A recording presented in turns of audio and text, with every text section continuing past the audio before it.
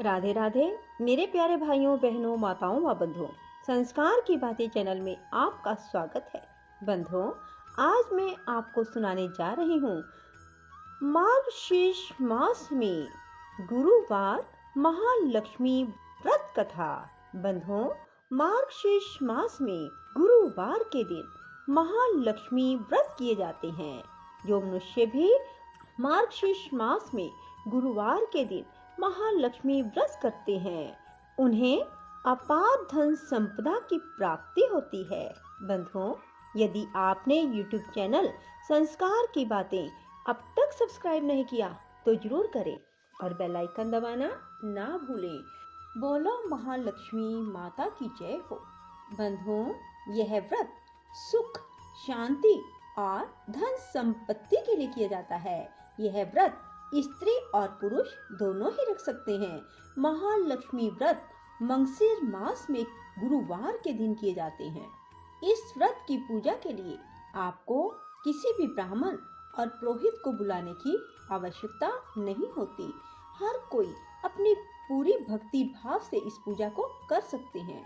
श्री महालक्ष्मी व्रत की कथा सुनने मात्र से भी मनुष्य के सभी दुख और दरिद्रता दूर हो जाती है और उन्हें सुख, संपत्ति, ऐश्वर्य की प्राप्ति होती है। यह कहानी द्वापर युग के भारतवर्ष के सौराष्ट्र देश की है। सौराष्ट्र में भद्रश्रवा नाम का एक राजा रहता था। वह बहुत ही पराक्रमी और साहसी था। भद्रश्रवा को चारों वेद, 6 शास्त्र, 18 पुराणों का संपूर्ण ज्ञान था। भद्रश्रवा की रानी का नाम सूरत चंद्रिका था। सूरत चंद्रिका सुंदर, सुलक्षणा और पतिव्रता थी। उन दोनों के 7 पुत्र और एक कन्या थी। कन्या का नाम श्यामबाला था। एक बार की बात है, महालक्ष्मी जी के मन में विचार आया कि वह राजा के राज प्रसाद में जाकर रहे। इससे राजा को दुगनी धन दौलत की प्राप्ति होगी और वह उस धन दौलत से अपनी प्रजा को और सुख प्रदान करेंगे, अधिक सुख सुविधाएं दे पाएंगे। श्री महालक्ष्मी जी ने सोचा, अगर गरीब के घर लक्ष्मी आए तो वह उस धन दौलत को अपने स्वार्थ और अपने ऊपर ही खर्च देता है। ऐसा विचार कर श्री महालक्ष्मी ने बूढ़ी ब्राह्मण स्त्री का रूप धरा और अपने हाथ में लाठी लिए और उस लाठी के सहारे रानी के द्वार पर पहुंची। हालांकि माँ लक्ष्मी ने बूढ़ी औरत का रूप धारण कर रखा था, परंतु उनके चेहरे पर एक तेजस्वी देवी की आभा चमक रही थी। माँ लक्ष्मी बनी उस बूढ़ी ब्राह्मण स्त्री को देखकर एक दासी सामने आई। उसने बूढ़ी ब्राह्मण स्त्री से उसका नाम, काम और धर्म पूछा। तब वृद्ध ब्राह्मण स्त्री का रूप धरे हुए माँ लक्ष्मी बोली, पुत्री, मेरा नाम कमला है और मेरे पति का नाम भुवनेश है। हम द्वारिका में रहते हैं। तुम्हारी रानी पिछले जन्म में एक वैश्य की पत्नी थी। वह बहुत गरीब थी। गरीबी के कारण हर रोज इनके घर में लड़ाई झगड़े होते थे और रानी का पति उसे रोज मारता था। इस बात से तंग आकर रानी घर छोड़कर जंगल में चली गई और वहां पर खाली पेट इधर उधर भटकने लगी। तुम्हारी रानी की यह दुर्दशा देखकर मुझे उस पर दया आई और मैंने उसे सुख संपत्ति देने वाली श्री महालक्ष्मी जी की कथा सुनाई। मेरे कहने से तुम्हारी रानी ने श्री महालक्ष्मी का व्रत किया, जिससे श्री महालक्ष्मी प्रसन्न हुई और उसकी गरीबी दूर हो गई। उसका घर संसार, धन दौलत, संपत्ति और संतति से भर गया और बाद में पति पत्नी दोनों परलोक सिधारे। और माँ लक्ष्मी का व्रत करने के कारण वह लक्ष्मी लोक में जाकर रहे।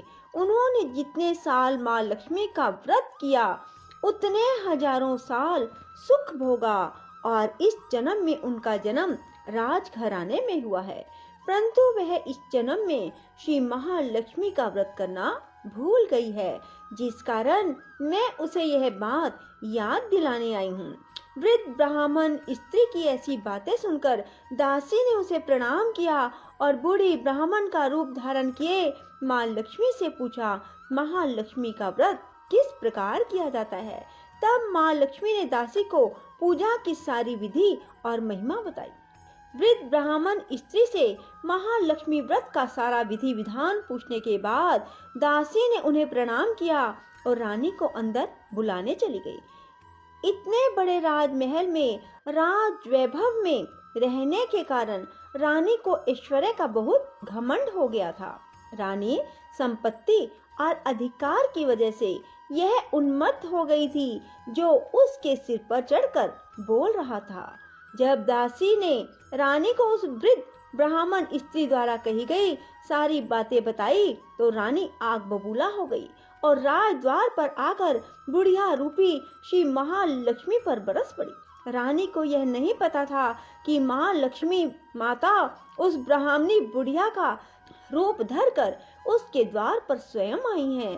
जब माता लक्ष्मी ने रानी का इस कदर रूखा बर्ताव और अपना अनादर करते हुए देखा तो माँ ने वहां ठहरना सही नहीं समझा और वहां से चली गई।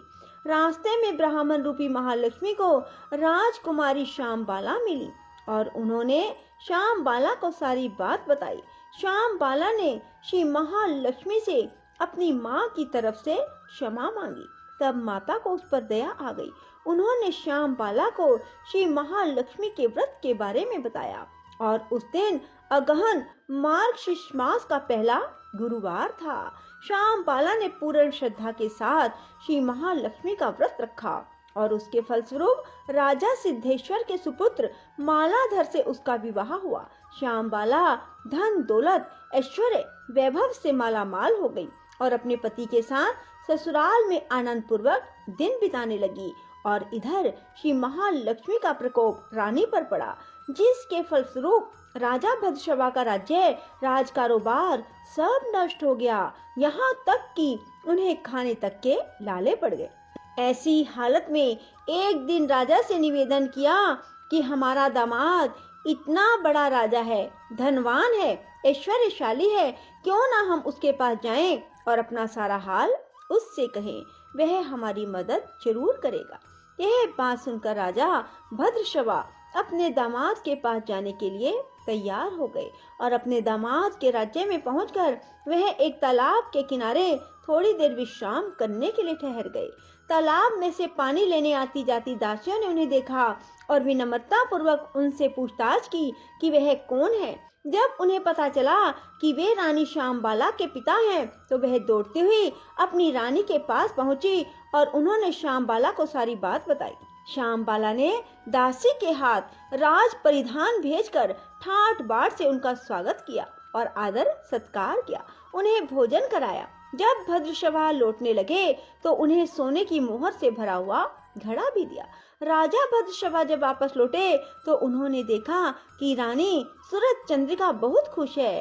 तब उन्होंने सोने की मोहर से भरे हुए घड़े का मुंह खोला, पर यह क्या, हे भगवान, घड़े में धन की बदले कोयले मिले। यह सब श्री महालक्ष्मी के प्रकोप से हुआ था और इस प्रकार दुर्दशा में उनके कई दिन बीत गए। इस बार रानी स्वयं अपनी कन्या श्यामबाला के पास गई। वह दिन अगहन मास का अंतिम गुरुवार था। श्यामबाला ने श्री महालक्ष्मी का व्रत किया और पूजा की और अपनी माँ को भी व्रत करवाया। इसके बाद रानी अपने घर चली गई। महालक्ष्मी का व्रत रखने के कारण उसे फिर से राजपाट, धन दौलत, ऐश्वर्य प्राप्त हुआ और वह फिर से सुख शांति आनंद से जीवन बिताने लगी। कुछ दिनों के बाद राजकन्या श्यामबाला अपने पिता के घर आई, परंतु श्यामबाला को देखकर सूरज चंद्रिका को पुरानी बातें याद आने लगी कि श्यामबाला ने अपने पिता को कोयले से भरा हुआ घड़ा दिया था तो उसे तो और घड़ा दिया था और उसे तो कुछ ना दिया, जिस कारण श्यामबाला का पिता के घर कोई भी आदर सत्कार ना हुआ, बल्कि अनादर ही हुआ।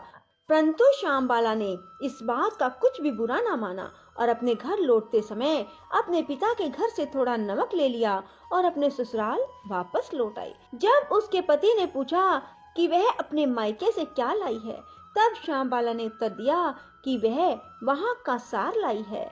पति ने पूछा, इसका मतलब क्या है?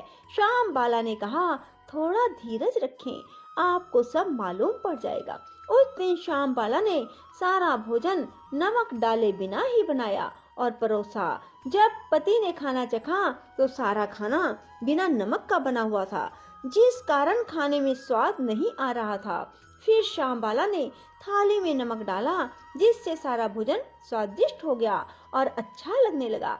तब श्यामबाला ने पति से कहा, यही है वह सार जो मैं अपने मायके से लाई हूँ। श्यामबाला के पति को उसकी बात सही लगी। दोनों हंसने लगे और भोजन करने लगे। ऐसा कहा गया है कि कोई भी श्रद्धा भाव से ही श्री महालक्ष्मी की पूजा करता है तो महालक्ष्मी की कृपा उस पर बरसती है। सुख, शांति, धन संपत्ति, उसकी सभी मनोकामनाएं पूरी होती हैं।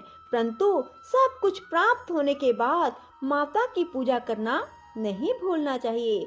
हर गुरुवार को व्रत कथा अवश्य सुने। श्री महालक्ष्मी आपकी सभी मनोकामनाएं पूरी करेंगी। श्री महालक्ष्मी की लीला अपरंपार है। बोलो महालक्ष्मी माता की जय हो। राधे राधे, जय श्री कृष्णा। बंधुओं, यदि आपको हमारी वीडियो पसंद आए तो इसे लाइक करें और शेयर भी जरूर करें। धन्यवाद।